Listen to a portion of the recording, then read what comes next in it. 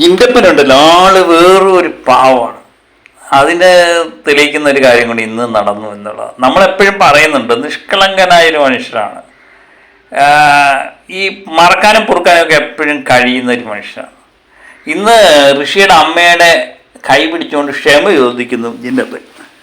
കാരണം ഇല്ല, ടാസ്കിനിടയിൽ ജിൻ്റെ ഋഷിയെ വട്ടം പിടിച്ചില്ല. അന്ന് ഋഷി മെഡിക്കൽ റൂമിലൊക്കെ പോയി വേദനയൊക്കെ എടുക്കുന്നെന്ന് പറഞ്ഞു.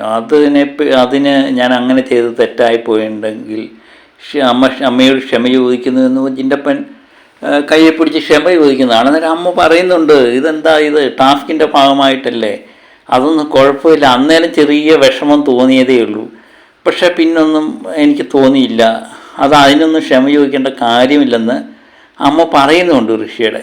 അതാണ് ഈ ജിൻഡോയെ നമുക്ക് ഏറ്റവും ഇഷ്ടപ്പെടാനുള്ള കാരണം. എന്താ ചെയ്യേണ്ടതെന്ന് കൃത്യമായിട്ട് അറിയാവുന്ന ഒരു വ്യക്തിയാണ്. ഒരു ടാസ്ക് കഴിഞ്ഞു, പിന്നെ അങ്ങ് പോയി. ടാസ്കിൻ്റെ വിരോധം വെച്ച് പുലർത്തിക്കൊണ്ട് പിന്നെ പെരുമാറുന്നതൊന്നും നമ്മൾ കണ്ടിട്ടില്ല. പക്ഷെ ബാക്കിയുള്ള പല മത്സരാർത്ഥികളും അങ്ങനെയല്ല.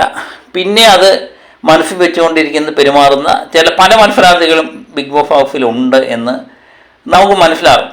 അപ്പം ഇന്ന് നമ്മളെപ്പോഴും പറയുന്നതാണ്, ഈ ഒരു സാധാരണക്കാരനായൊരു മനുഷ്യൻ അന്നേരം തോന്നുക ചെയ്യുന്നു, പിന്നെ അതിന് ക്ഷമ ചോദിക്കേണ്ടവൻ ക്ഷമ ചോദിക്കുന്നു, അതങ്ങ് വിട്ടുകളയുന്നു. അങ്ങനെ ഒരു സാധാരണക്കാരനെ ദേഷ്യം വന്ന ദേഷ്യം വരുന്നു, ചിരി വന്നാൽ ചിരിക്കുന്നു, കരച്ചിരി വന്നാൽ കരയുന്നു, അങ്ങനെയുള്ളൊരു മനുഷ്യനാണ്. ഇപ്പം ബിഗ് ബോസിൽ നിന്ന് പുറത്തു പോയ മത്സരാർത്ഥികളിൽ ജിൻഡോ ദ്രോഹിച്ച് ഒത്തിരി മത്സരാർത്ഥികളുണ്ട്. എന്നാലും അവരെ ഓർത്ത് ഒരു തുള്ളി കണ്ണുനീര് ജിൻഡോയുടെ മുഖത്ത് നിന്ന് വീഴും. അത് അന്ന് അഭിനയമൊന്നുമല്ല, പെട്ടെന്ന് ഉണ്ടാകുന്നതാണ്. എന്നിട്ട് ഇത്രയും നാളും കൂടെ നിന്നതല്ലേ എന്നൊക്കെ ഓർത്ത് അത് എല്ലാവർക്കും തോന്നണമെന്നില്ലേ. കൂട്ടുകാർ പോകുമ്പോൾ ചിലപ്പം കരഞ്ഞെന്നിരിക്കും, പക്ഷെ ഇത് ജിൻഡോയെ സംബന്ധിച്ച് ആര് പോയാലും ജിൻഡോയുടെ കണ്ണിൽ നിന്ന് ഒരു നെല്ലി കണ്ണുനീര് അവിടെ വീഴും. അത് നാം കണ്ടിട്ടുണ്ടാകും. അത് കുറച്ച് നേരത്തേക്കേ ഉള്ളൂ, പിന്നെ അത് നോർമലാകുന്ന ജിൻഡോയെ കണ്ടു. അത് സാധാരണക്കാരൻ്റെ ഒരു പ്രതീകം തന്നെയാണ് ജിൻഡോ. അതുകൊണ്ടാണ് ജിൻഡോയ്ക്ക് ഇത്രയും സപ്പോർട്ട് കിട്ടാനുള്ള കാരണം.